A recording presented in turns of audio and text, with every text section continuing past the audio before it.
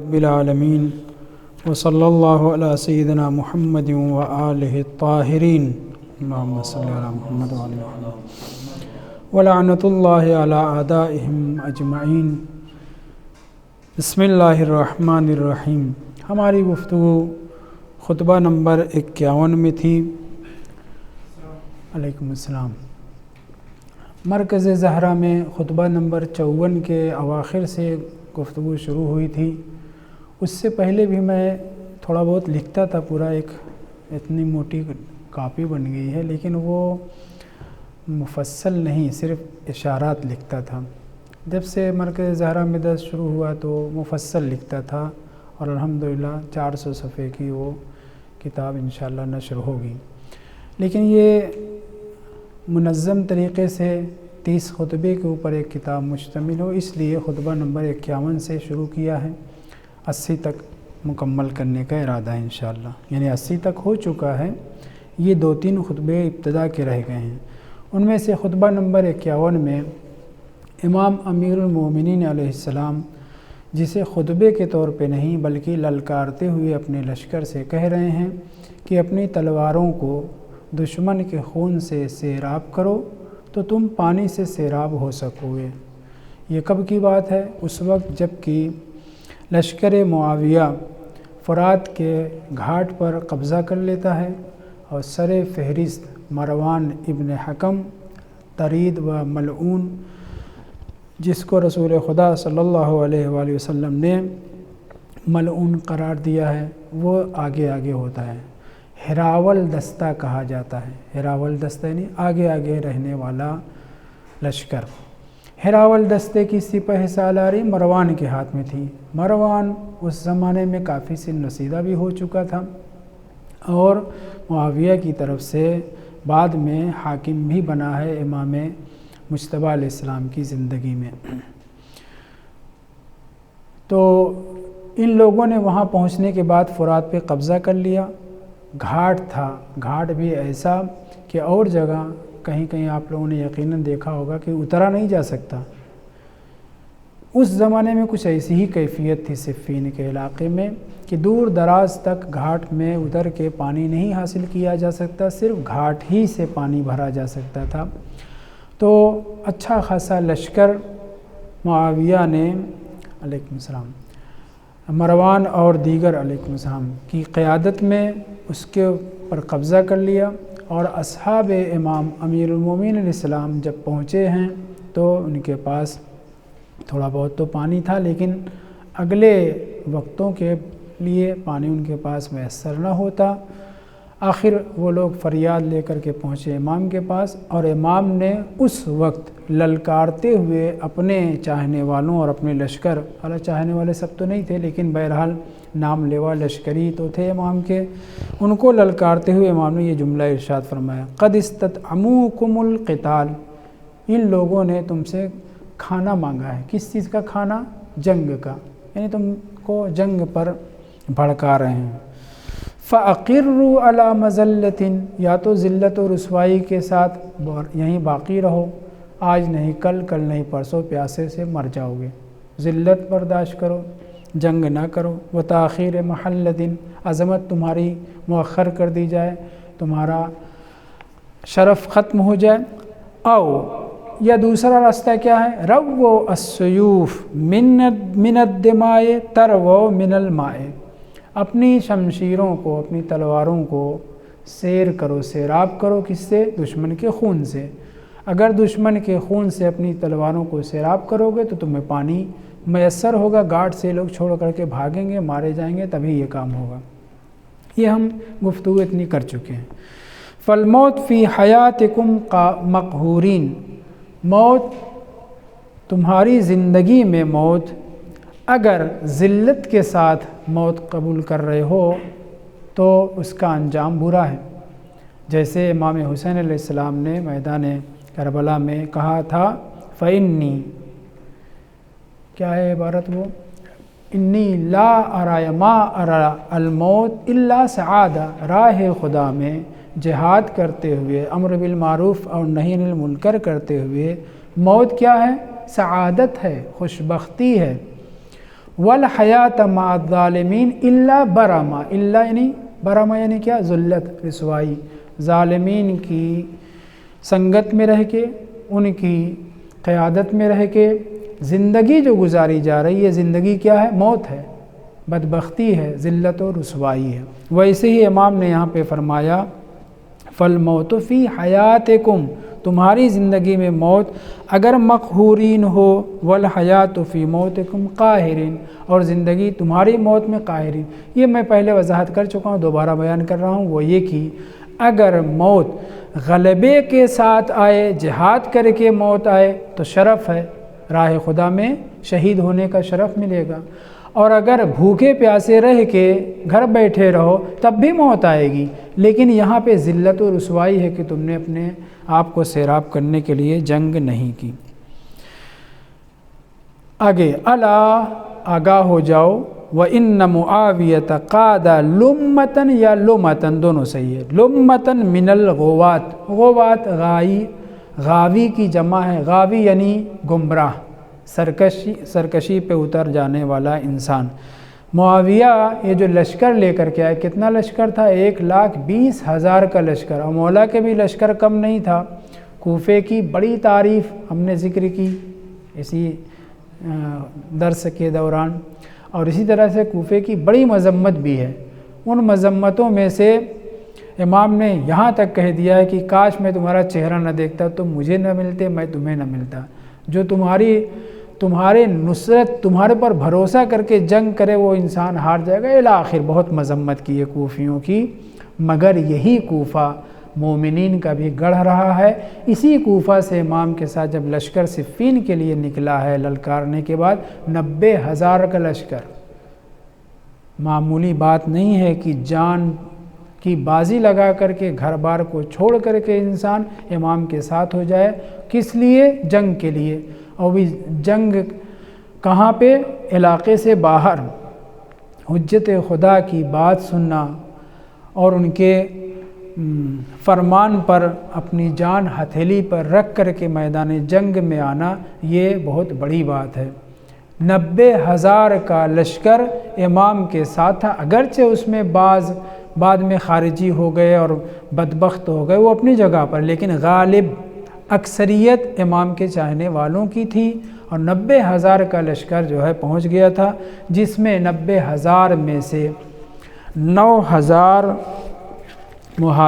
انصار، 900 مہاجر، 800 انصاری، اور جنگ بدر کے، رسول خدا کی پہلی جنگ بدر میں شریک ہونے والے 313 میں سے کتنے، ابھی یہ تعداد میں بھول گیا، جلدی سے بھول گیا جی، 900 انصاری، 800 مہاجر، اور 70، ایک روایت جو ہے ابو حنیفہ کا ایک شاگرد گزرا ہے، عبد الرحمن ابن ابی لیلہ، نام ذہن میں رکھیے، ابن ابی لیلہ قاضی کے نام سے مشہور ہے۔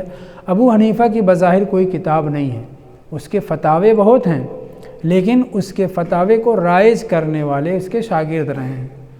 آج ہی میں نے کسی درس میں کہیں پہ یہ ذکر کیا ہے، اس کے ان کے شاگردوں نے پہچانوایا، جیسے ہم نے بیان کیا تھا کہ مذہب وہابیت، مسلک وہابیت ابن تیمیہ کے نظریات سے ہے، مگر ابن تیمیہ مر چکا تھا، اس کے بعد جو ہم وہابیت زور پکڑی ہے بعد میں محمد ابن عبد الوہاب کے ذریعے، واضح ہے۔ تو ابن ابی لیلہ، عبد الرحمن ابن ابی لیلہ کہتا ہے، ابو حنیفہ کا تلمیذ اور شاگرد، کہ جنگ بدر کے 70 لوگ، ایک روایت میں ہے کہ 130 لوگ اس وقت تک زندہ تھے، اصحاب رسول خدا صلی اللہ علیہ وآلہ وسلم میں سے۔ امیر المومنین علیہ السلام کے ساتھ ہم کم والی رقم مان لیتے ہیں، 70، جو عبد الرحمن ابن ابی لیلہ نے کہی، 70 صحابی رسول خدا جو پہلی جنگ میں، آج سے 35-40 سال پہلے، کیونکہ 30 سال کا یہ 25 سال کا یہ پیریڈ ملعونوں کا گزرا ہے، پھر پہلے جنگ جمل ہوئی ہے، پھر اس کے بعد اگلے سال 33 یا 34 میں جنگ صفین ہوئی ہے نا، تو یہ 33 سال یہ، اور رسول خدا کا 8-10 سال زمانہ جو مدینے کا، یعنی تقریباً 35-40 سال پہلے جو اصحاب رسول خدا بوڑھے ہو چکے تھے، ان میں سے بعض 70 کے قریب امیر المومنین علیہ السلام کے ہمراہ تھے۔ بڑی شخصیات کا کسی مشن میں شامل ہونا اس مشن کی کامیابی کی دلیل ہوتا ہے۔ مولا امام ہے، معصوم ہے، حجت خدا، وہ اپنی جگہ پر، لیکن رسول خدا کے وہ اصحاب جو مہاجرین کہلائے، جو انصار کہلائے، اور ان میں بھی جو جنگ بدر کے شریک 313 کل تھے، ان 313 میں سے 70 بھی موجود ہیں جو امیر المومنین علیہ السلام کے ساتھ ہیں۔ معاویہ کے ساتھ کتنے تھے؟ بہکے ہوئے 2 عدد، 2 یا 3 عدد۔ اصحاب رسول خدا میں سے بہکے ہوئے 1 یا 2 عدد، شاید 2 یا 3 عدد تھے بس۔ تو امام کے حق بجانب ہونے کی ایک دلیلیں ہیں۔ ایک دلیل یہ ہے کہ اصحاب رسول خدا صلی اللہ علیہ وآلہ وسلم کی بڑی تعداد مہاجرین کی اور انصار کی، اور 70 بدری مجاہدین امام کے ساتھ تھے۔ جی گفتگو آگے بڑھاتے ہیں۔ امام کیا فرما رہے ہیں؟ وَإِنَّ مُعَاوِيَ قَادَ، ایک مرتبہ ساقہ، ایک مرتبہ قادہ۔ سائق یعنی چلانے والا، گاڑی چلانے والا، ڈرائیور کو کہتے ہیں۔ قائد بھی اسی طریقے سے، مگر قیادت آگے آگے سے ہوتی ہے، اور والا فرق آپ لوگ جانتے ہیں، سائق اور قائد۔ قاد لمتن یا لمتن، اگر لما پڑھیں گے تو اس کا ترجمہ یہ ہوگا ایک چھوٹی سی جماعت۔ ایک تعداد کے اعتبار سے بہت بڑے تھے، مگر چھوٹی کس حیثیت سے؟ عزت و شرف کے اعتبار سے ان کی کوئی حیثیت نہیں ہے۔ من الغوات اس کی وضاحت ہے، غاوی، سرکش اور بہکے ہوئے لوگوں کی معاویہ قیادت کر رہا ہے۔ وَأَمَّسَ عَلَيْهِمُ الْخَبَرَ، أَمَّسَ تعمیس یعنی کسی چیز کو بگاڑ کر کے پیش کرنا، پروپیگنڈا کر کے حقیقت کو بتلان اور بتلان کو حقیقت کے طور پر پیش کرنا۔ الخبر ہے، الخبر کی وضاحت کرتے ہوئے ہمارے بزرگوں نے، شارحین نہج البلاغہ نے یہ کہا ہے، الخبر سے مراد قتل عثمان ہے۔ کیوں؟ اس لیے کہ جب عثمان مارا گیا تو امیر المومنین علیہ السلام اس وقت مدینے میں تھے ہی نہیں۔ ینبو کا علاقہ مدینے سے باہر جو امام کے پراپرٹی اور باغات میں سے تھا، اس میں امام مصروف تھے، اور ادھر مصریوں نے خاص طور سے، اور بقیہ طلحہ و زبیر اور دیگر ان لوگوں نے کی کارستانی کی وجہ سے یہ ملعون مارا گیا۔ امام فرما رہے ہیں امس علیہم الخبر، معاویہ کا فاعل امسا کا معاویہ، معاویہ نے ان کے اوپر خبر کو توڑ مروڑ دیا، اصل حقیقت کو چھپا دیا۔ وہ کیا ہے؟ مشہور کر دیا تھا کہ عثمان کا قاتل کون ہے؟ امیر المومنین علی بن ابی طالب علیہ السلام ہے۔ دوسرا شوشہ یہ چھوڑا تھا کہ نہیں، وہ تو نہیں قاتل ہیں، انکار نہیں تھا، لیکن انہوں نے قاتلوں کو پناہ دے رکھی ہے، اپنے لشکر میں شامل کر رکھا ہے، اور ہم خون عثمان لینے کے لیے اٹھے ہیں۔ تو امام فرما رہے ہیں کہ پروپیگنڈا کا اثر ہوتا ہے، اتنا اثر ہوتا ہے، اتنا اثر ہوتا ہے کہ مت پوچھئے۔ اپنی گردنوں کو موت کے نشانے پہ لے کر کے آئے۔ عبارت کیا ہے دیکھیے، حتی جعلوا نحورہم، نحور نہر کی جمع ہے، نہر یعنی اس حصے کو بولا جاتا ہے گردن کے، اپنی گردنوں کو انہوں نے قرار دے دیا ہے اغراض المنیت، منیہ یعنی موت، موت کا ہدف قرار دیا، اہداف قرار دیا ہے۔ یہ جو جنگ کرنے کے لیے اتنا بڑا لشکر، 1 لاکھ سے زیادہ لوگ اتنی دور سے چل کر کے آئے، معاویہ کا ساتھ دے رہے ہیں، کیوں ایسا ہوا ہے اور اس کا آغاز کہاں سے ہوا، یہ بھی جاننے کی ضرورت ہے۔ شامی لوگ مسلمان کب ہوئے ہیں؟ رسول خدا کے زمانے میں نہیں، شامات کا علاقہ جو اس میں جو مسلمان ہوئے ہیں وہ پہلے مخالفین تھے، یہ لوگ مسلمان ہوئے ہیں پہلے ملعون کے دور میں، اور جب یہ اس علاقے کے اوپر قبضہ ہوا ہے تو ملعون اول نے یزید ابن ابی سفیان، ایک معاویہ ابن ابی سفیان، اسی طرح سے بہت سے بھائی تھے اس کے، حنظلہ بن ابی سفیان، بہرحال تو یزید ابن ابی سفیان کو گورنر بنا کر کے پہلے ملعون نے بھیجا تھا، اور وہاں پہ معاویہ کے بھائی نے بھی، اور سب سے زیادہ دوسرے دور میں ملعون دوم کے یزید مر گیا، تو اس کی جگہ پہ معاویہ کو گورنر بنا کر کے دوسرے ملعون نے بھیجا، اور پھر اس کو موقع مل گیا اور خوب وہاں پر تبلیغ کی۔ وہ تبلیغ، سب سے بڑی تبلیغ یہ تھی کہ ہم رسول خدا کے قریبی رشتہ دار ہیں، ہم ذریت رسول خدا ہیں۔ یزید ابن ابی سفیان کے زمانے میں یہ سب شروع ہوا تھا، امویین کے بارے میں کہ یہ بہت اچھی نسل کے ہیں، بہت اچھے لوگ ہیں، اور پھر معاویہ نے اس سے خوب فائدہ اٹھایا، اور پورے شامات، صرف شام نہیں، شامات کے پورے علاقے میں مشہور یہ کر دیا کہ ہم قرابت قریبہ رکھتے ہیں رسول خدا سے، اور پھر یہ زمینہ فراہم کرتے کرتے یہاں تک کہ جب عثمان کے اوپر حملہ ہوا ہے، یہی محمد ابن ابی بکر وغیرہ نے حملہ کیا ہے، تو بچانے کے لیے 2 عورتیں، ایک ام البنین نام کی اور ایک نائلہ نام کی، عثمان کی دونوں زوجائیں، یہ لوگ آگے بڑھیں۔ اس نے ہاتھ بڑھایا تو اب نہیں معلوم محمد ابن ابی بکر کا یا کسی دوسرے حملہ کا، جب تلوار پڑی تو اس کی انگلیاں کٹ گئی تھیں، آگے کی 4 انگلیاں کٹ گئی تھیں، اور پھر قمیص عثمان بھی مروان نے، اور انگلیاں بھی جو اس کی کٹی ہوئی تھیں وہ سب بھیج دیا، کہاں؟ شام۔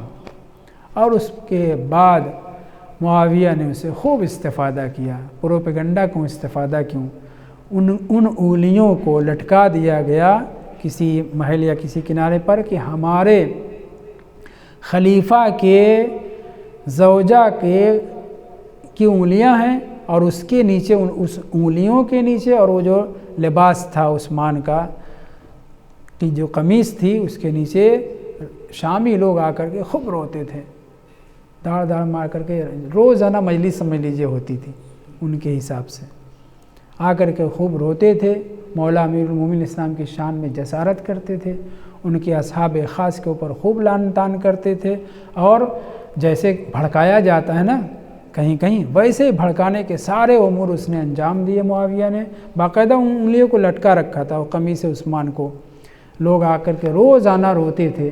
تقریباً سال گزر گیا، تقریباً میں کہہ رہا ہوں، پورا سال نہیں، تقریباً سال گزر گیا، یہی بھڑکانے کا کام شروع رہا، اور پورا علاقہ سب دشمن اہل بیت طاہرین علیہم السلام ہو گئے، اور سر فہرست مولا امیر المومنین علیہ السلام کو۔ اس پروپیگنڈے کا اثر یہ ہوا کہ 1,20,000 کا لشکر تھوڑی سی تعداد نہیں ہے۔ ہم آپ خوب جو ہے پرچار کریں تو مثلاً کسی ایسے پروگرام میں جہاں پہ وجبہ غذائیہ بھی ہو، تب کہیں جا کے 200-400 وغیرہ وغیرہ ہوتے ہیں، وہاں جنگ پر آنے کے لیے، لڑنے مارنے کے لیے 1,20,000 کا لشکر اکٹھا ہو گیا۔ کیوں؟ کیونکہ حرارت تھی۔ کون سی حرارت؟ دینی حرارت، بظاہر دینی حرارت تھی، وہ حقیقت میں دینی حرارت نہیں تھی۔ بہرحال معاویہ بھاری لشکر لے کر کے پہنچا۔ امیر المومنین علیہ السلام نے جنگ سے پہلے خط و کتابت کی ہے، ان خط و کتابت میں بہت کچھ امام نے بیان کیا ہے۔ اے معاویہ، میرے پاس وہ تلوار اب بھی موجود ہے کہ جس تلوار کے ذریعے تیرے نانا کو، تیرے ماموں کو، تیرے بھائی کو میں نے ایک ہی جگہ پہ ڈھیر کیا تھا، اور وہی دل، وہی قوت بازو، میرے ولو بڑھاپا آ گیا لیکن وہی حرارت، وہی جوش و جذبہ و شجاعت میرے اندر پائی جاتی ہے۔ بہرحال امام نے خط و کتابت اس طرح سے شروع کی۔ عمرو عاص نے کہا کہ یہ خط و کتابت کا کوئی فائدہ نہیں، خط مت لکھو، سیدھے کہو کہ جنگ ہوگی۔ اس نے ایک شعر لکھا، شعر کا مفہوم صرف یہ ہے، ضرب الرقاب، رقاب رقبہ یعنی گردنیں کٹیں گی۔ شعر کا میں مفہوم آپ کے سامنے پیش کر رہا ہوں۔ امام مایوس ہو گئے، اور پھر یہ آخری خط پہ، جو آخری خط کا جواب نہیں تھا، ایک شعر تھا، شعر میں لفظ ضرب الرقاب استعمال ہوا ہے کہ ہمارے اور قیس کے درمیان کچھ نہیں ہے سوائے گردن کٹنے کے، مطلب یہ کہ ہم جنگ کریں گے۔ امام نے اس وقت تک نہ تو آپ گھوڑے پہ سوار ہوئے تھے، نہ زراب پہنی تھی، نہ تلوار اس طرح سے حمائل تو کیے رہتے تھے، غالباً امام تلوار حمائل کیے رہتے تھے، حتیٰ منبر کے اوپر بھی۔ خیر اس وقت جب یہ آخری خط کا یہ جواب ملا ہے تو روایت موجود ہے، فرکب فرس رسول اللہ صلی اللہ علیہ وآلہ وسلم، مولا امیر المومنین علیہ السلام کی شان نرالی تھی، آپ رسول خدا کے گھوڑے کے اوپر سوار ہوئے، اور پھر پوری تفصیلات ہے کہ ذرا کون سی اور امامہ کیسے لگایا۔ خلاصہ امام آمادہ ہو کر کے لشکر کے سامنے آئے، ادھر سے معاویہ بھی تیار ہو کر کے آیا۔ خیر پہلے اس عبارت کو اور تھوڑا حل کیا جائے، جعلوا نحو حتی جعلوا نحورہم اغراض المنیت، یہاں تک کہ ان لوگوں نے یعنی بہکے ہوئے لوگوں نے 1,20,000 کا لشکر تو جو پہنچا تھا صفین میں، اور پورا علاقہ شامات کا سب جو ہے خلیفۃ المسلمین امیر المومنین، بعض نے تو یا رسول اللہ کہہ کے خطاب کیا ہے، میں نے اس میں طرفداران معاویہ کو نصیحت میں اس ہے روایت میں نے ذکر کی، میں نے کیا نہیں، میں نے تو ترجمہ کیا، ذکر ہوئی ہے اس میں وہ روایت۔ تو اتنا لڑنے مرنے کے لیے تیار ہو جانے کا جذبہ کب پیدا ہوتا ہے؟ جب دینی حرارت ہوتی ہے، مذہبی حرارت ہوتی ہے، کوئی بھی مذہب و مسلک کا ہو۔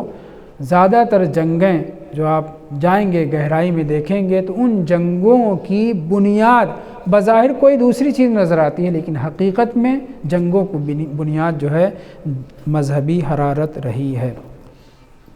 خیر امام سوار ہو کر کے اپنے لشکر کے سامنے آ کر کہتے ہیں، قاتلت الناکسین، قاتلت الناکسین، ناکسین نقص سے ہے، نقص یعنی توڑنا، بیعت توڑنے والے یعنی کون؟ جمل میں جو اتنے آئے تھے ان سب نے بیعت توڑی تھی، بیعت توڑنے والوں سے میں نے جنگ کی، وَهَؤُلَاءِ الْقَاسِطِينَ، اور یہ جو سامنے ہیں تمہارے قاسطین ہیں، ان سے جنگ کرنی ہے، وَسَأُقَاتِلُ الْمَارِقِينَ، اور عنقریب میں مارقین سے بھی جنگ کرنے والا ہوں۔ ابو ایوب انصاری کون؟ جن کے گھر رسول خدا مہمان ہوئے تھے، جب جنگ جمل ختم ہوئی ہے اور امام کے ساتھ کوفہ تشریف لائے، میں روایت آپ کے سامنے بیان کر چکا ہوں، تو کوفہ کے بہت سے مزاجن کیا تھے؟ عمری تھے، بکری تھے، عثمانی تھے۔ انہوں نے کہا کہ اے ابو ایوب انصاری، آپ رسول خدا کے معتبر صحابی ہیں، آپ میزبان رسول خدا ہیں، آپ کو یہ شرف حاصل ہوا ہے، یہ کیا ہو گیا ہے آپ کو؟ مسلمانوں سے جنگ کرتے پھر رہے ہیں، مسلمانوں کا خون بہاتے پھر رہے ہیں۔ تب جناب ابو ایوب انصاری نے برجستہ یہ فرمایا تھا کہ ہم سے رسول خدا نے عہد لیا ہے، دو پیمان لیا ہے۔ اب کتنے کون کون تھے وہ روایت میں ذکر نہیں ہوا ہے، یا ہو سکتا ہے ذکر ہوا، میں نے نہیں پڑھا ہے۔ ہم سے رسول خدا نے عہد لیا ہے کہ ناکسین، قاسطین اور مارقین سے جنگ کرنا، ناکسین سے جنگ کر کے فارغ ہو چکا ہوں، قاسطین سے جنگ کرنے کے لیے آمادہ ہو رہا ہوں، یعنی جنگ صفین کے لیے، مگر مجھے نہیں معلوم کہ میری زندگی میرا ساتھ دے گی کہ میں مارقین سے بھی جہاد کر سکوں، یہ شرف پا سکوں گا یا نہیں پا سکوں گا۔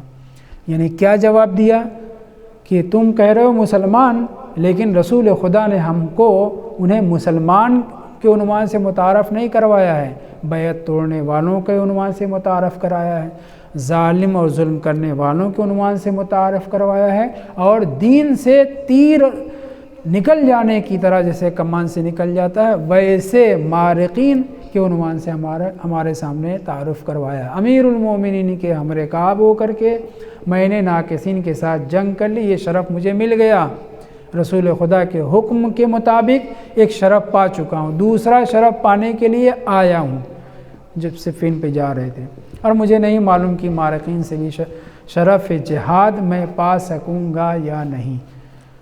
ان کو جواب دینا چاہیے تھا، ہاں تم مسلمان کہہ رہے کہتے رہو، وہ مسلمان نہیں ہیں۔ آج ہی ایک درس میں گفتگو تھی، روایت، چلیں اس کو کبھی تفصیل سے بیان کریں گے، کیونکہ آج کی کا جو اصل مقصد ہے وہ میں بیان کرنا پھر رہ جائے گا، مگر یاد دلائیے گا۔ امام نے کیا کہا؟ قاتلت الناکسین وَهَؤُلَاءِ الْقَاسِطِينَ وَسَأُقَاتِلُ الْمَارِقِينَ، عنقریب میں مارقین سے جہاد کروں گا۔ یہ کیوں امام الفاظ یہ استعمال کر رہے ہیں؟ بتانا چاہ رہے ہیں کہ رسول خدا نے بار بار پیشین گوئی فرمائی ہے اور میں اس پر مأمور ہوں، ناقصین سے جنگ کی، قاسطین سے جنگ کرنے جا رہا ہوں، مارقین سے جنگ کرنی ہے۔ خوب 90,000 کا لشکر پہنچتا ہے، جنگ شروع ہوتی ہے، امیر المومنین علیہ السلام جہاد کرتے ہیں کئی مہینے کے بعد، کیونکہ یہ ذی الحجہ کے اواخر میں پہنچ گئے تھے لوگ۔ پورا محرم گزرا، سفر کا مہینہ گزرا، پھر ربیع الاول میں یا سفر کے اواخر میں جنگ شروع ہوئی، یا اس کے تھوڑا سا بعد جنگ شروع ہوئی ہے۔ جو بیان کرنا ہے اس کی تمہید پہلے سنیں۔ تمہید یہ ہے کہ اللہ نے انبیاء اور مرسلین کو، ائمہ معصومین علیہ السلام کو معجزات سے نوازا ہے نا۔ حضرت آدم سے شروع کریے، بہت سے انبیاء کے معجزات نقل ہوئے ہیں، بہت سے کے نقل نہیں ہوئے ہیں۔ اصلا قرآن نے کہا ہے وَرُسُلًا لَمْ نَقْصُصْهُمْ عَلَيْكَ، بہت سے رسولوں کا ہم نے آپ کے سامنے تذکرہ ہی نہیں کیا۔ نبیوں کی صرف بات نہیں، رسولوں کی بھی، نام عدد کے اعتبار سے 313، لیکن ان کے واقعات ہمیں نہیں معلوم، قرآن نے بھی ذکر نہیں کیا، رسول خدا سے بیان نہیں کیا گیا۔ لیکن انبیاء اور مرسلین کی جو تاریخیں ہم تک پہنچی ہیں، بڑے بڑے معجزات انہوں نے دکھلائے ہیں، اور معجزات کے بعد بہت سے لوگ مومن ہوئے ہیں، مگر وہی انبیاء ہمیں قتل ہوتے نظر آ رہے ہیں۔ کسی کی گردن کاٹ دی جا رہی، کسی کا شکم چیر دیا جا رہا ہے، کسی کو لوہے کے دسپنا کیا بولتے ہیں اسے کھرچ دیا جا رہا ہے، مختلف طریقے سے ایک ایک دن میں 70 نبی قتل کیے جا رہے ہیں۔ ایک طرف معجزہ، اتنا بڑا پاور، دوسری طرف سے اس طرح سے انبیاء قتل کیے جا رہے ہیں۔ ائمہ طاہرین علیہ السلام، امیر المومنین علیہ السلام کوفیوں سے اوبے یا نہیں اوبے؟ جب قرآن نیزے پہ پیش کیا گیا اسی جنگ میں، صفین میں، تو امام مجبور ہوئے یا نہیں؟ مجبور نہیں، اپنے علم امامت و شجاعت امامی کی بنیاد پہ نہیں، ظاہری طور پہ مجبور ہوئے یا نہیں؟ حکمین کو قبول کیا، تحکیم کو قبول کیا یا نہیں کیا؟ معصومین علیہ السلام معجزات بھی رکھتے ہیں اور ادھر سے بظاہر مقہور و مغلوب بھی ہو جاتے ہیں۔ یہ عوام کے درمیان اس طرح سے الفاظ نہ استعمال کریے گا، ہم آپ مواضع کر رہے ہیں۔ بظاہر ناکام کا لفظ بھدا ہے، استعمال نہ کریے گا۔ مقہور و مغلوب و ناکام، اس طرح سے بظاہر ایسا بھی ہو رہا ہے، ایسا کیوں ہے؟ جیسے خطبہ نمبر 54 سے جو درس شروع ہوا تھا، اس میں ایک فقرہ ہے، امام فرماتے ہیں کنّا مع رسول اللہ نتساول، سولت یعنی جنگ، ہم ایک دوسرے اپنے رشتہ داروں کو ہی مارتے تھے، باپ بھائی رشتہ دار سامنے، قریش کیا تھے؟ وہ سب قریشی ہی تو تھے، ان سے جنگ کرتے تھے۔ عبارت یہ ہے فَمَرَّةً لَنَا مِنْ عَدُوِّنَا، خطبہ نمبر 54 میں، کبھی کبھی ایسا ہوتا تھا کہ مرتن لنا، ہمارے فائدے میں ہوتا تھا، من عدونا، یعنی ہم اپنے دشمن کے اوپر غلبہ حاصل کر لیتے تھے، ذبح کر دیتے تھے، قتل کر دیتے تھے، قبضہ کر لیتے تھے، ان کو پسپا کر دیتے تھے۔ وَمَرَّةً لِعَدُوِّنَا مِنَّا، اور کبھی کبھی کیا ہوتا تھا؟ دشمن کو فائدہ ہو جاتا تھا، دشمن ہمیں قتل کر دیا کرتا تھا، ہم مقہور ہو جاتے تھے۔ واضح ہوئی بات؟ اس فقرے میں جو قاہرین اور مقہورین کا لفظ استعمال ہوا، اس سے بھی فائدہ اٹھاتے ہوئے یہ پہلے یہ اتنی بات توجہ سے سنیں۔ امام کیا فرماتے ہیں؟ مرتن لنا من عدونا، کبھی ہمیں ہمارے فائدہ ہوتا تھا، ہم دشمن کو مار ڈالتے تھے، جنگ میں ہرا دیتے تھے۔ کبھی کیا ہوتا تھا؟ دشمن ہم سے فائدہ اٹھا لیتا تھا، ہمارے اوپر غلبہ کر لیتا تھا۔ جنگ احد میں کیا ہوا تھا؟ پیچھے سے خالد بن ولید نے جب حملہ کیا ہے تو ابو دجانہ انصاری وغیرہ کے علاوہ بقیہ سب بھاگ کھڑے ہوئے تھے، کتنے لوگ مارے گئے، شہید ہوئے، کس کی بنیاد پر؟ یہی آپ حضرات کے تائے ابا وغیرہ کے ذریعے سے جو اوپر تھے، وہاں سے جگہ چھوڑ کر کے آئے، پیچھے سے خالد بن ولید نے حملہ کیا، کتنے جو ہے مسلمان شہید کر دیے گئے اور معرکے میں۔ خوب یہ مغلوب ہوئے نہیں ہوئے؟ بظاہر مغلوب ہوئے، مقہور ہوئے، یہ عبارت۔ اب آئیے وہ جو میں واقعہ آپ کے سامنے جلدی ذکر کرنا چاہتا ہوں وہ یہ ہے کہ امام زمان علیہ السلام کے نائب خاص سے سوم، کون؟ حسین ابن روح نوبختی، بہت ہی عظیم و شان شخصیت گزرے ہیں، 22-23 سال تک امام کی وکالت کی ہے، نیابت کی ہے، نائب خاص تھے۔ جس زمانے میں جناب شیخ کلینی بغداد وغیرہ میں تھے، جناب شیخ کلینی بہت عظیم شخصیت، مگر نائب نہیں تھے، حسین ابن روح نائب تھے۔ محمد ابن ابراہیم طالقانی بس ایک واسطے سے جناب ابن بابویہ نقل کر رہے ہیں۔ اب بس یہ ابن بابویہ میرے ذہن میں اس وقت نہیں کہ یہ علی ابن بابویہ یعنی شیخ صدوق کے باپ ہیں یا خود شیخ صدوق، ایک واسطے سے حسین ابن روح کی بزم میں موجود تھے محمد ابن ابراہیم طالقانی، وہ نقل کر رہے ہیں ابن بابویہ سے، ظاہراً علی ابن بابویہ جو قم دفن ہے شیخ صدوق کے باپ، کہ میں حسین ابن روح کی خدمت میں حاضر تھا کہ ایک مومن جوان آیا اور آ کر کے کہنے لگا، اے حسین ابن روح، میں آپ سے ایک سوال کرنا چاہتا ہوں۔ جناب حسین ابن روح نے جو لفظ استعمال کیا وہ سلونی کے برابر لگ رہا ہے، فرماتے ہیں سل اما بدا لک، علیکم السلام، جو تیرا دل چاہے پوچھ لے۔ تو نائب امام ہیں اور نہ جواب دے سکیں یہ ہو نہیں سکتا، کیونکہ سرپرستی ہے، پشت پناہی ہے امام زمان علیہ السلام کی۔ سل اما بدا لک، جو تیرا دل چاہے پوچھ لے۔ اس جوان نے کہا کہ یہ فرمائیے، حل ان الحسین ابن علی علیہ السلام من ولی اللہ من اولیاء اللہ، کیا امام حسین علیہ السلام اولیاء الہی میں محبان خدا میں سے نہیں تھے؟ انہوں نے کہا ہاں، ولی خدا تھے، اللہ کے پیارے تھے، محبوب تھے۔ اس نے دوسرا سوال داغا، وَهَلْ قَاتِلَهُ وَهَلْ كَانَ قَاتِلَهُ مِنْ أَعْدَاءِ اللَّهِ یا مِنْ عَدُوِّ اللَّهِ، کیا ان کا قاتل دشمن خدا نہیں تھا؟ انہوں نے کہا ہاں، ان کا قاتل دشمن خدا تھا۔ تو اس نے اگلا ان دو مقدمے کے بعد یہ سوال کیا، فَهَلْ يَجُوزُ، يَجُوزُ سے مراد یہاں پہ یمکنو ہے، يَجُوزُ ہر جگہ جائز کے معنی میں نہ کریے گا، عبارتوں میں توجہ دیجیے گا۔ فَهَلْ يَجُوزُ أَن يُسَلِّطَ یعنی یسلط اللہ عدوہ علی ولیہ، پھر کیا یہ جائز ہے، ممکن ہے کہ خداوند متعال اپنے دشمن کو، شمر و یزید و عمر سعد ابن زیاد وغیرہ وغیرہ کو اپنے ولی خدا امام حسین علیہ السلام کے اوپر، حجت خدا کے اوپر مسلط کر دے اور وہ شہید کر دیے جائیں اس بے دردی کے ساتھ؟ کیا یہ جائز ہے؟ کیا یہ ممکن ہے؟ جائز نہیں۔ کیا یہ ممکن ہے کہ ایسا ہو سکتا ہے کہ خدا نے دشمن کو اپنے دوست اور ولی خدا کے اوپر مسلط کیا؟ سوال بہت خطرناک ہے، اور ایسا انبیاء اور ائمہ کے ساتھ ہوتا رہا ہے۔ انبیاء کتنے شہید کیے گئے، کس کس بے دردی کے ساتھ شہید کیے گئے ہیں، ایک ایک دن میں نے ابھی آپ کے سامنے ذکر کیا، کس طریقے سے آرا کے ذریعے سے جناب زکریا کو دو ٹکڑے کر دیا گیا۔ اسی طریقے سے بہت سے انبیاء بہت ہی مشکلات کے جھیلتے رہے ہیں۔ تو جب اس نے یہ سوال کیا، فَهَلْ يَجُوزُ أَن يُسَلِّطَ عَدُوَّهُ عَلَى وَلِيِّهِ، کیا خداوند متعال ایسا کر سکتا ہے کہ اپنے دشمن کو اپنے دوست کے اوپر، ولی حجت خدا امام معصوم کے اوپر مسلط کر دے؟ جناب حسین ابن روح نے کہا، اب سوال کیا ہے تو غور سے میرے جواب کو سنو اور سمجھنے کی کوشش کرو۔ سوال دقیق ہے تو جواب بھی بہت قاعدے سے سنو۔ میں نے پوری تفصیل سے لکھ رکھا ہے، جلدی پڑھتا ہوں۔ جان لو کہ خداوند متعال چونکہ جسم و جسمانیات سے مبرہ و منزہ ہے، لہٰذا وہ لا یخالط الناس، لوگوں کے درمیان تو آ نہیں سکتا۔ جسم و جسمانیات سے خداوند متعال مبرہ ہے۔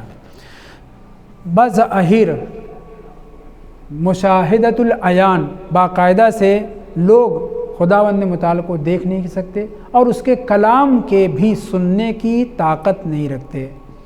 وہ ایک قوالی میں کہا گیا ہے نا، حضرت موسیٰ کے اوپر اعتراض کرتے ہوئے، جن کے کیا تاب نظارہ نہ تھی، جن کی آنکھوں میں تاب نظارہ نہ تھی، ان کو جلوہ دکھانے سے کیا فائدہ؟ وہ کیا فائدہ کہ عنوان سے کوئی قوالی ہے۔ حضرت موسیٰ کے اوپر اعتراض نہیں، خود خدا کے اوپر اعتراض ہے۔ بہرحال، کیا یہ ممکن ہے کہ خداوند متعال بالمشافہہ آ نہیں سکتا، کلام کر نہیں سکتا، لوگ اس کے کلام کے سننے کی تاب اور توانائی نہیں رکھتے سوائے انبیاء کے؟ بعض انبیاء وہ بھی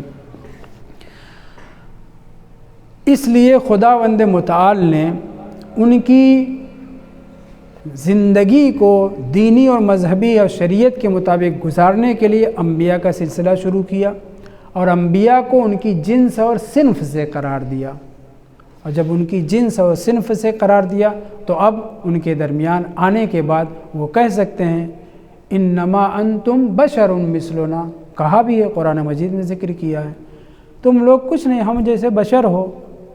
انبیاء سے ہر قوم، اکثر قوم اس طرح سے کہتی رہی ہے، لہٰذا خداوند متعال نے انہیں معجزات عطا کیے۔ اب وہ پوری تفصیل ہے، پیراگراف پوری تفصیل ہے کہ حضرت عیسیٰ کو یہ معجزہ دیا، حضرت موسیٰ کو وہ معجزہ دیا، حضرت نوح کو وہ معجزہ دیا، مختلف معجزات ذکر کرتے ہوئے رسول خدا کے معجزے کا تذکرہ کیا ہے کہ چاند کے 2 ٹکڑے کیے آپ نے، وغیرہ وغیرہ۔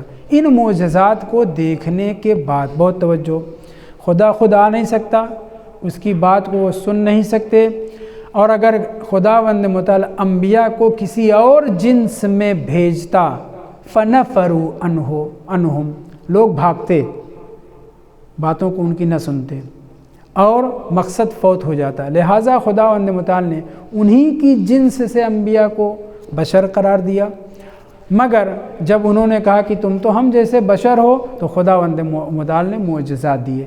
معجزات دکھانے کے بعد اگر توجہ کان من تقدیر اللہ جل جلالہ و لطفہ بعبادہ و حکمت، معجزات دکھلانے کے بعد اب خدا کی طرف سے مقدر یہ ہوا، تقدیر یہ بنی، لکھا گیا لوح محفوظ پر انبیاء اور مرسلین اور ائمہ طاہرین کے لیے کیا، ان جعل انبیاءہ مع ہذہ المعجزات، معجزات دیے ہیں، اس معجزات کے فوائد ہیں، مع ہذہ المعجزات فی حال غالبین و فی حال مغلوبین، فی حال قاہرین فی حال مقہورین۔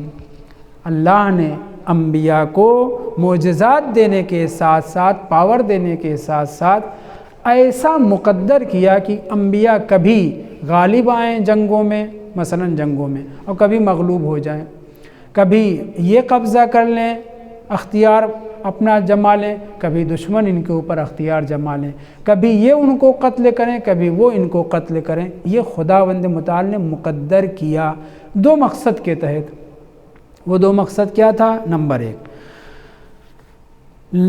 اور اگر ایسا نہ کرتا، ان کے ہم جنس قرار نہ دیتا، ہم جنس یعنی کیا، بشر قرار نہ دیتا، اور ادھر معجزات بھی اگر بشر ان کے ہم جنس قرار نہ دیتا، فرار کرتے، بات نہ سنتے، اور اگر معجزات نہ قرار دیتا تب بھی بات نہ سنتے۔ تو خدا نے معجزات عطا کیے، مگر اس کے باوجود خدا نے انبیاء اور مرسلین اور ائمہ طاہرین کو بقیہ انسانوں کے مانند کبھی غلبہ پانے والا اور کبھی مغلوب ہو جانے والا قرار دیا۔ کون بیان کر رہا ہے؟ حسین ابن روح، اس جوان سے، اس سوال کرنے والے سے، کہ اگر ایسا نہ کیا ہوتا تو معجزات دیکھنے کے بعد قوم باولی ہو جاتی، انبیاء کے معجزات دیکھنے کے بعد کیا ہو جاتا؟ لَاتَّخَذَهُمُ النَّاسُ آلِهَةً مِّن دُونِ اللَّهِ۔ ایسے معجزات دیکھنے کے بعد اتنی بڑی بھٹی کہہ لیجئے، نمرود نے جو آتش نمرود روشن کی تھی، اور اس میں حضرت ابراہیم علیہ السلام تسبیح گن رہے ہیں، بیٹھے، کچھ اثر ہی نہیں ہو رہا ہے، پرندے دور سے اوپر سے نہیں جا سکتے، جل بھن جاتے ہیں، گر جاتے ہیں، اور یہ اندر بیٹھے ہوئے تسبیح پڑھ رہے ہیں۔ اگر ان سب کے دیکھنے کے بعد اگر اللہ نے انبیاء کو بقیہ لوگوں کی طرح سے بشر قرار نہ دیا ہوتا، لَاتَّخَذَهُمُ النَّاسُ آلِهَةً مِّن دُونِ اللَّهِ، انبیاء کو، خدا کو چھوڑ کر کے انبیاء کو یہ لوگ خدا مان لیتے۔ ایک خطرہ یہ ہو جاتا، یعنی مشرک ہو جاتے، لوگ بہک جاتے۔ خداوند متعال معجزات دے رہا ہے، کس لیے؟ فائدے کے لیے۔ نقصان کیا ہو رہا ہے؟ مشرک ہو جائیں۔ اس لیے خداوند متعال نے مقدر کیا کہ انبیاء لوگوں کے مانند رہیں، کبھی غالب کبھی مغلوب، کبھی قاہر کبھی مقہور۔ میں نہیں کہہ رہا ہوں، حسین ابن روح کہہ رہے ہیں۔ وَلَمَا عُرِفَ فَضْلُ صَبْرِهِمْ عَلَى الْبَلَاءِ وَالْمِحَنِ وَالِاخْتِبَارِ، اور انبیاء کو اگر عام انسانوں جیسا نہ قرار دیا جاتا تو وہ اتنی بڑی بڑی مصیبتیں جھیلنے کے بعد جو صبر کریں، صبر کا مسئلہ یعنی اگر ان کو لوہے کا بنا دیا تھا، فولاد کا بنا دیا جاتا، ان کے اوپر کچھ اثر ہی نہ ہوتا تو ان کے صبر کا مادہ پتہ نہ چلتا۔ وَلَمَا عُرِفَ فَضْلُ صَبْرِهِمْ، انبیاء کتنے صابر، حضرت ایوب، حضرت یعقوب، حضرت یوسف، بقیہ انبیاء کتنا صبر کیا، خاص طور سے انبیاء بنی اسرائیل کیسے کیسے ان کو کاٹا گیا، ذبح کیا گیا ہے۔ ایک ایک دن میں 70 انبیاء کو قتل کرنے کے بعد کچھ جیسے ہوا نہیں، جیسے کہ معاذ اللہ مکھی یا کسی دوسرے جانور کو مار کر کے آئے ہیں۔ اتنا ظلم و ستم۔ لما عُرِفَ فضل صبرہم علی البلاء، انبیاء کتنا صبر کر سکتے ہیں، خدا کو معلوم ہے، قوم کو بتلانا ہے کہ تم اگر تمہارے اوپر مصیبت آئے تم بھی صبر کرو، یہ بھی دیکھو تمہارے جیسے بشر یہ بھی صبر کر رہے ہیں۔ تو دو فائدہ، ایک انبیاء کے صبر کا مادہ پتہ چلے، اور دوسرے قوم معجزات دیکھ کر کے باولی نہ ہو جائے، مشرک نہ ہو جائے۔ ان دونوں خطرات کو ٹالنے کے لیے خداوند متعال نے انبیاء اور ائمہ علیہ السلام کو معجزات کے باوجود ان کے حال احوال کو عام بشر کی حال احوال کے مانند قرار دیا۔ میں لمبا نہ کروں، دو مشن، دو مقصد وہ آپ کے سامنے بیان کیا جا چکا ہے۔ دوسرے، لِيَعْلَمَ الْعِبَادُ أَنَّ لَهُمْ الہ ہوا خالقہم و مدبرہم، ایک تو صبر پتہ چلے، دوسرے خود وہ لوگ بہکنے نہ پائیں۔ تیسرا مقصد جو دوسرا مقصد ہے کہنا چاہیے، پہلا تو یہ کہ کافر نہ ہو جائیں، مشرک نہ ہو جائیں، وہ مقصد کے طور پہ ذکر کیا جائے یا منفی پہلو۔ فائدہ یہ لما عُرِفَ فضل صبرہم، ایک، دوسرے لِيَعْلَمَ الْعِبَادَ، تاکہ بندوں کو معلوم ہو جائے، ان لہم آلہہ، یہ اتنے پاورفل ہونے کے باوجود، اتنا بڑا معجزہ دکھانے کے باوجود یہ کیا ہیں؟ آلہہ نہیں ہے، ان کا بھی کوئی خدا ہے، ہوا مدبرہم ہوا خالقہم، انبیاء کا بھی خالق ہے، انبیاء کا بھی مدبر ہے۔ اور جب یہ جان لیں گے کہ اگر ہم ان کے اوپر حملہ کرتے ہیں، تیر چلاتے ہیں تو زخمی ہوں گے، چوٹ ان کو بھی لگتی ہے، بھوک ان کو بھی لگتی ہے، پیاس ان کو بھی لگتی ہے، درد ان کو بھی ہوتا ہے، سارے وہ اوصاف جو عام بشر کے ہوتے ہیں وہ سب ان کے اندر پائے جاتے ہیں، کیونکہ یہ ہم جیسے بشر ہیں، مگر اللہ نے ان کو معجزات عطا کیے، اس لیے ہم سے جدا ہیں، مخصوصون کا لفظ استعمال، اس سے یہ ہم سے یہ جدا ہیں۔ دوسرے، ان کے اندر صبر کا مادہ بہت پایا جاتا ہے، یہ ہمارے لیے مقتدا اور پیشوا ہیں، تاکہ لوگ ان دونوں باتوں کو جاننے کے بعد کہ ان کے اوپر زخم و درد وغیرہ بھی ہوتا ہے، اور دوسرے کہ ان کے پاس معجزات ہیں، یہ ہم جیسے بشر بھی نہیں ہیں، اسی ایک کلام میں ہم جیسے بشر ہیں بھی اور ہم جیسے بشر ہیں بھی نہیں۔ کیسے؟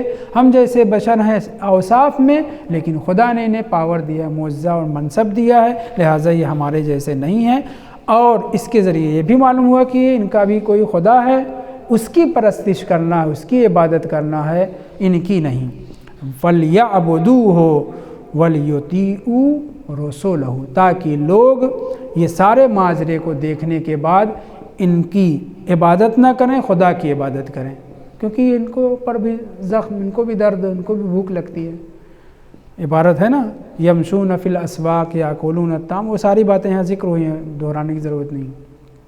لہٰذا انہیں پتہ چل جائے کہ ان کا بھی کوئی خدا ہے۔ ساری قوم انبیاء کی عبادت نہ کرے، انبیاء کے خدا کی عبادت کرے۔ دوسرے، وَلْيُطِيعُوا رَسُولَهُ، اور رسولوں کی اطاعت کریں، ان کی باتوں کو سنیں۔ اس مطلب کو بیان کرنے کے بعد جناب ابو القاسم حسین ابن روح رضی اللہ تعالیٰ عنہ انہوں نے فرمایا، یہ جو میں نے بیان کیا ہے نا، یہ نہ سمجھنا کہ یہ میرے ذہن میں ہے، یہ میری اپج ہے، میں نے تیر مار دیا کدو میں، نہیں، یہ حجت خدا کی طرف سے ہے۔ اتنی تفصیل، اتنی بہترین طریقے سے بیان کیا ہے، وہ بیان کرنے کہ یہ جو میں نے تم کو سل اما بدأ لک، یہ نہ سمجھنا میں سلونی کا دعویٰ کر رہا ہوں، یہ ادھر سے ہے، یعنی امام زمان علیہ السلام نے وقت سے پہلے کیا سوال ان سے کیا جائے گا، جناب حسین ابن روح کو بیان کر رکھا تھا۔ یہ کتاب نام ہے سلوۃ الحزین، جو الدعوات راوندی کے نام سے مشہور ہے، صفحہ 67 پہ یہ روایت موجود ہے۔ नतीजा सवाल क्या था? इमाम हुसैन अलैहिस्सलाम वली खुदा, शिमरो यजीदो इब्न ज़ियादो वगैरह पूरा लश्कर क्या है? दुश्मनान खुदा। कैसे खुदा ने अपने वली के ऊपर अपने दुश्मनों को मुसल्लत कर दिया? ये मुसल्लत करना मुराद नहीं है, बल्कि ये बतलाना मुराद है कि ये इमाम हुसैन अलैहिस्सलाम भी तुम्हारी तरीक़े से बशर हैं, बाज़ औसाफ़ में, मगर हुज्जत खुदा हैं, कभी काहिर कभी मक़लूब, कभी गालिब कभी मग़लूब होते हैं। अगर वो कभी मग़लूब ना हों, हमेशा फौलाद की तरह से मज़बूत रहें, तो लोग उनकी इताअत नहीं करेंगे, उनकी बातों को नहीं सुनेंगे कि ये तो हमसे अलग हैं। हमारे बाज़ अवाम में से लोग कहते हैं अरे कहाँ सलमान व अबू ज़र और कहाँ हम। जी नहीं, सलमान व अबू ज़र हम जैसे बशर थे। अइम्मा ताहिरीन के लिए ये कहा गया है, अइम्मा ताहिरीन और अंबिया के लिए ये कहा गया है, उन्होंने जो आमाल अंजाम दिए हैं, कुदरत में था इल्म इमामत, क़ुव्वत इमामत से क़त्अ नज़र जो अइम्मा ताहिरीन ने काम कर दिखाया है, वो हमारे लिए उसवा हसना हैं। हाँ, ये और बात है कि उनके जैसा सब्र, उनके जैसी शुजाअत, उनके जैसे बकिया आमाल और इबादतें हम नहीं कर सकते, ये दुरुस्त है। लेकिन उन्होंने सिखाया है, उन्होंने हुक्म दिया है, करके दिखाया, लिहाजा हमें करना चाहिए। इसीलिए बुज़ुर्गों ने कभी कभी अमली तौर पर वो काम अंजाम दिए हैं जो असहाब अइम्मा ने अंजाम दिए। मैंने आपके सामने मिसाल दी थी, जनाब अल्लामा अमीनी साहिब अलगदी जो नजफ़ में अपनी लाइब्रेरी के बाजू में दफन है, मशहद पहुँचे ज़ियारत करने के लिए। कोई आकर ये कहने लगा, इब्तिदाई मगरिब के आसपास की बात है, मगरिब के बाद की बात है, कि ये मिलता है कि इमाम अलैहिस्सलाम एक रात में 1000 रकात नमाज़ पढ़ते, एक शब में 1000 रकात नमाज़ पढ़ते थे। मसलन कहा होगा कि हमने तो तजुर्बा करके देखा, नहीं हो सकता है। अल्लामा अमीनी का बैठो यहीं पे, बैठा करके और फिर ये अज़ान सुबह से पहले ज़ाहिरन या दिन निकलने से पहले या अज़ान सुबह से पहले 1000 रकात पढ़ के दिखा दी उसको। तो अइम्मा ताहिरीन अलैहिस्सलाम ने जो काम किया है वो इमामत और शऊन इमामत से क़त्अ नज़र। मैं बार बार ये जुमला क्यों इस्तेमाल कर रहा हूँ? ताकि सूए इस्तिफ़ादा न किया जा सके। मासूमीन अलैहिस्सलाम अपने इल्म इमामत, कुदरत इमामत, उससे क़त्अ नज़र जो उन्होंने इबादतें की हैं, उन इबादतों में तअस्सी करना चाहिए। वरना इमाम सज्जाद अलैहिस्सलाम ख़ुद कहते हुए नज़र आ रहे हैं, मन यक़दिरु अला मन यक़दिरु अलैहि अली इब्न अबी तालिब अलैहिस्सलाम, जो इबादत मौला अली अलैहिस्सलाम ने की, मैं इमाम सज्जाद कहाँ कुदरत रखता हूँ। तो उनके जैसी इबादत हमारी हो नहीं सकती, लेकिन उतनी रकात मसलन तेज़ी के साथ पढ़ करके, या इमाम रज़ा अलैहिस्सलाम के बारे में बयान कर चुका हूँ कि 3 दिन में पूरा कुरान ख़त्म करते थे। वो हम भी कभी अय्याम एतिकाफ़ में मैं कर चुका हूँ कई मरतबा, तो मैं आपके सामने ज़िक्र कर रहा हूँ। एतिकाफ़ के दिनों में 3 दिन के अंदर आराम से कुरान ख़त्म कर सकते हैं। तो मासूमीन की तासीक तो हो जाएगी, सवाब का सवाब अपनी जगह पर है। वल्हम्दुलिल्लाहि रब्बिल आलमीन।